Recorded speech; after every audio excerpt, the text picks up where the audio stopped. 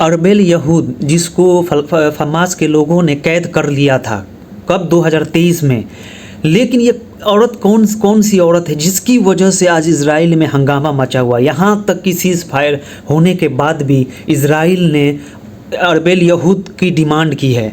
और क्योंकि सैटरडे के दिन जो 4 कैदी छोड़े गए थे उसमें अरबेल यहूद का रिलीज़ नहीं किया गया था, लेकिन इजराइल ने हमास के 10,000 लोगों को गाज़ा में जाने से इसलिए रोक देता है क्योंकि सिर्फ एक लड़की की वजह से जो 29 ईयर्स की है, उसका नाम है अरबेल यहूद।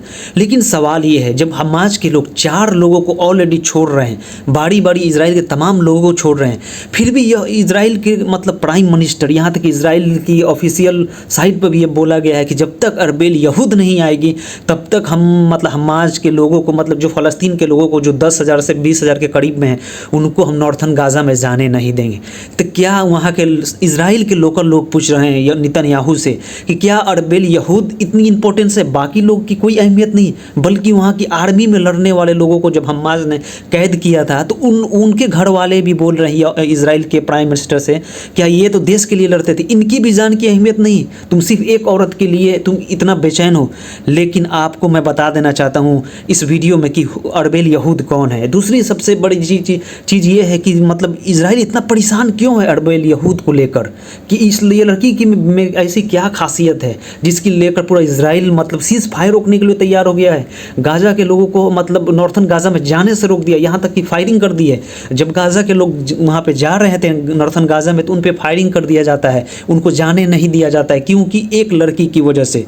ये लड़की कौन है? इसको 2023 में हमास ने नहीं, सबसे बड़ी चीज़ मैं आपको बता देना चाहता हूँ कि इसको हमास ने नहीं, इसको PIJ फ़लस्तीन इस्लामिक जिहाद मूवमेंट के लोग ने इसको पकड़ लिया था। किबुत्ज़ नीर इजराइल में एक जगह का नाम है, उस जगह पे ये 29 ईयर्स की है, ये जर्मन इजराइली है। इस लड़की की वजह से अब सोचो कि हम इजराइल बोल रहा है कि सबसे पहले उस लड़की को रिलीज़ करना चाहिए क्योंकि वो एक नॉर्मल एक सिटीजन है। क्योंकि जब भी कोई बंधकों को छोड़ा जाता है उसमें सबसे पहले नॉर्मल सिटीजन्स को छोड़ा जाता है, उसके बाद कोई आर्मी या कोई गवर्नमेंट के मेंबर को छोड़ा जाता है।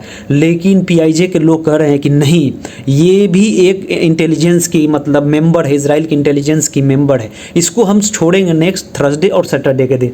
लेकिन इजराइल इतना बौखला गया है कि इस लड़की की वजह से इजराइल ने ट्रंप एडमिनिस्ट्रेशन के पास भी जाके ये खबर पहुंचाया कि इजराइल हमास सीज़ फायर को उल्लंघन कर रहा है, जबकि हमास इस लड़की को कैद नहीं किया था, इसको PIJ वाले ने कैद किया था, फ़लस्तीन इस्लामिक मूवमेंट वाले ने इसको कैद किया था, जिहाद मूवमेंट वाले ने कैद किया था।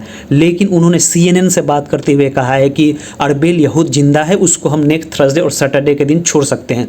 लेकिन ये आप सोचो कि इजराइल आखिर में इतना बेचैन क्यों है, क्योंकि आपने हमेशा नोटिस किया होगा इस दुनिया में बहुत सारे ऐसे चीज़ हैं, बहुत सारे ऐसे लोग हैं, भले आपको दिखते होंगे कि वो एक नॉर्मल बिजनेसमैन है या जॉब कर रहे हैं या कोई काम कर रहे हैं, लेकिन एक्चुअली वो होता नहीं है, वो इंटेलिजेंस के लोग होते हैं, वो बहुत बड़े बड़े मिशन पे होते हैं। ये अरबेल फ़लस्तीनियों का कहना ये है, PIJ का कहना यह है कि अरबेल यहूद एक इंटेलिजेंस की मेंबर है। अब सोचो इतनी किस लेवल की ये मेंबर्स होगी। लेकिन सवाल, एक सबसे बड़ा सवाल यहाँ पर यह उठता है कि सबको मालूम है कि सीज़ फायर तो हो चुका है, अब यहाँ से तो हमास ने जितने कैदियों को, इजराइल के कैदियों को बंधक बनाए वो सबको छोड़ने वाला है, आज नहीं तो कल अरबेल यहूद को भी छोड़ेगा। लेकिन सवाल ये है, अरबेल यहूद को भी ये चीज़ मालूम है, उसके घर वाले को भी ये मालूम है कि अरबेल यहूद तो छूटने वाली है, लेकिन जब छूट के आएगी इजराइल में तो पूछे कि तुम लोगों ने मेरे लिए क्या किया, मुझे बचाने के लिए क्या किया थी। इन लोगों के पास कोई जवाब नहीं है। यहाँ तक कि इजराइल के इंटेलिजेंस में जो लोग काम करते थे, खुफिया तौर पे जो काम करते हैं, उन लोगों को भी ये पता चल गया कि ये गवर्नमेंट, नेतन्याहू की गवर्नमेंट का प्लानिंग ही था, जितने कैदी कैद हो चुके हैं हमास के पास सबको मार दिया जाए, क्योंकि अगर वो बच के आ जाएंगे तो वो पोल खोल देंगे हकीकत क्या है। तो अरबेल यहूद को ये बताने के लिए किया जा रहा है कि देखो मैंने ट्रंप एडमिनिस्ट्रेशन के पास भी गई और यहाँ तक कि मैंने सीज़ फायर भी रोक दिया और फ़लस्तीनियों को गाज़ा में एंट्री करने से भी रोक दिया। तो सवाल ये है कि जब ये चीज़ करना ही था, तुम्हें इस अरबेल यहूद की इतना फ़िक्र ही थी, तो तुम पहले जंग क्यों नहीं रोक दे? इसका जवाब नेतन्याहू के पास नहीं है। दूसरी चीज़, बाकी भी जो इंटेलिजेंस के लोग नेतन्याहू के लिए काम करते हैं, जो इजराइल के लिए काम करते हैं, अब वो भी इस बात पर सोचने के लिए मजबूर हो गए हैं कि हमें भी उसी तरह ये तनहा छोड़ सकते हैं।